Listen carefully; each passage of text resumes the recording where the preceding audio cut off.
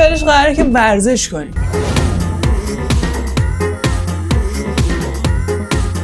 واقعا هیچ ایده ای ندارم برای اینکه میخوام ورزش کنم دورتون، ولی از زمانی که بگم شروع سرعت کار کردن سریع میشه و هر وقت بگم تموم به حالت قبلی برمیگردم. خب شروع.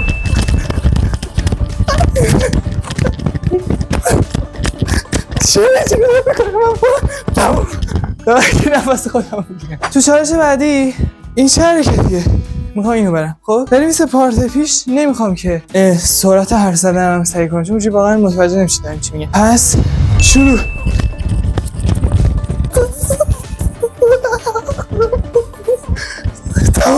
واقعا نمیتونم یه چند تا بیشتر برن همه رو، ولی بریم یه دونه چالش دیگه هم بریم. واقعا نمیم باز چی واسه این چند تا دونه نفسم گرفت. نوبت ورزش بعدی میرسه. یعنی چی؟ ورزش دویدن. چی میگن؟ از اینا اینجوری میکنن. خب بعد بگم شروع.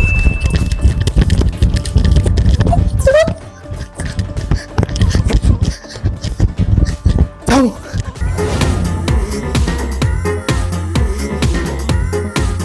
قرار جارو بزنیم اما رو دورتون. از اونجایی که ساعت 12 شبه نمیتونم جارو برقی روشن کنم و میخوام همینجوری خالی خالی خوش خوش این برش کنم و اون عزیزم ببخشید که امروز اینجا جارو زدی و من میخوام خرابش کنم، ولی میگیم شروع. گوه زدم تو فرش. ایده جالبی نیست ولی تموم. یادم رفتم از این ور بزنم چون این نایه فرش مثل که دیگه نابود شده به طور کامل. اصلا نباید این وری جارو بزنی به نظر من، ولی 3 2 1 شروع. تمام. دیگه جارو ترکیسم. بریم برای چالش بعد. توی پارت قبل بهتون این نوید داده بودم که قراره توی پارت دوم بیشتر کار خونه انجام بدم. پس ویدیو رو رد نکنید و تا آخر ویدیو همراه من باشید، چون قراره که حتی ظرفم با سرعت تند بشین و اگه یکی از ظرف‌ها اشکنه دیگه به پارت بعدی نمیرسیم، چون مامانم منو میکشه.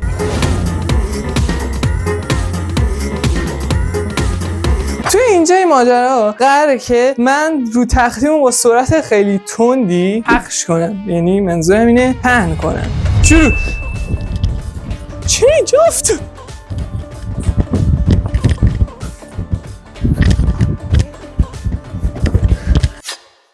فکر نمی‌کنم اون قدم سخت بوده باشه. توی این یکی چالش من کلا قراره که غیر مسلح بشم. چرا؟ هم میکروفونم اینجا و هم قراره عینکمو در بیارم. نه اینجوری. به خاطر چی؟ چون قراره رو دور تو لباس بپوشم. بله، چه ایده های مسخره. بله، 3 2 1 شروع. باید سرطان لباس سریع پیدا کنم بعد بپوشم اینجوری. اصلا اونقدر سریع تون نیست لباس بپوشم. چه شدم الان میپوشم؟ واقعا باید چند تا لباس بپوشم آخه برم نمیشید چیکار کنم توی ویدیو؟ لباس ها یه پاره نشه. دوتا لباس آخر بده چی شد. مثلا لباس ها سخته به دورتون پیدا کردنش. ولی نمیم واقعا چرا اینجوری شدم دیگه نمیره تو بدنم دیگه لعنتی. و این شد تیپ پایانی ما رو دور تون. بریم چالش بعدی.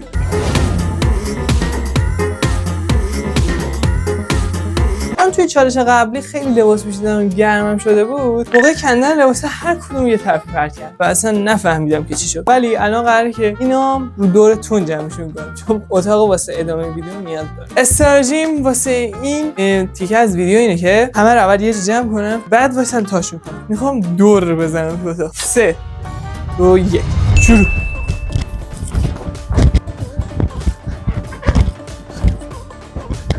کردن سری واقعا خیلی جالبه. نه واسه چجوری باید سری تا کنم، مثلا چون آروم تا کردنم بلد نیستم، ولی الان باید سری جمعش کنم. بیچاره لباسم چی میگه این وسط؟ اصلا پیرن داداشه. اوه این بدبخت ترکید.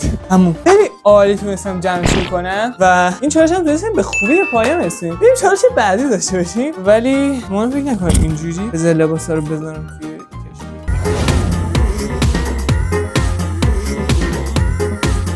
اول اولین سوالی که براتون پیش میاد اینه که چرا تغییر کردین؟ همین من تغییر کردم، هم سال. اون ویدیویی که توی اتاق دیدین برای سال 1403 و این ویدیویی که دارید الان توی آشپزخونه می‌بینید برای 404. ولی خب بدون مطلب بریم سراغ ویدیو. قراره که نودل رو براتون رو سرعت تند درست کنم و سرعت تندم بخورم. این دست و پختش اینجوریه که بعد 1.5 لیوان آب بریزیم توی اون جایی که می‌خوایم بپزیمش و اینو باز کنیم بریزیم و بعدش اوکیش کنیم. خب بریم برای اینکه اینو درست کنیم. به خاطر اینکه همه چی ریل پیش بره، از اول هم باز کردن و آب ریختن اینا همه رو با هم اونجوری شروع می‌کنم. 3 2 1 شروع. آشپزخونه رو به باد دادن. خیلی آشیا پر میشه نه؟ باز روشن نمیشه. این اگه رو سرعت تند بریزم مامانم پشت دوربین وایسه و منو میکشه. خب به خاطر همین همینجوری پرتش میکنه. اوکی تمام.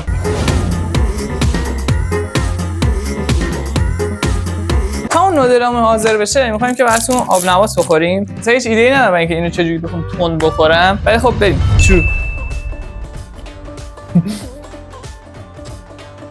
این چی شد اصلا؟ چرا باید آب نواس دور تند بخوری واقعا؟ یه بار دیگه بخوایم تست کنیم. شروع.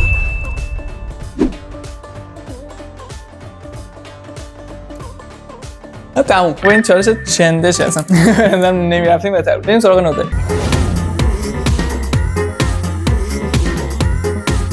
این نودل و قراره با چاپ استیک رو سرعت تند بخوریم. مثلا اهل اینجور کارا نیستم که مثلا بخوام با چاپ استیک اینو بخورم، ولی خب بدون معطلی شروع.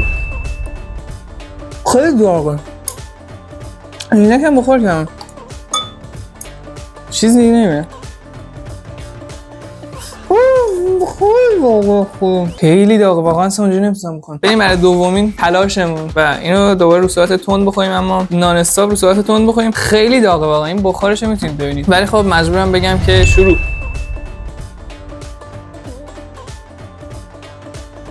کثافت کاری اصلا رو دورشون بیار.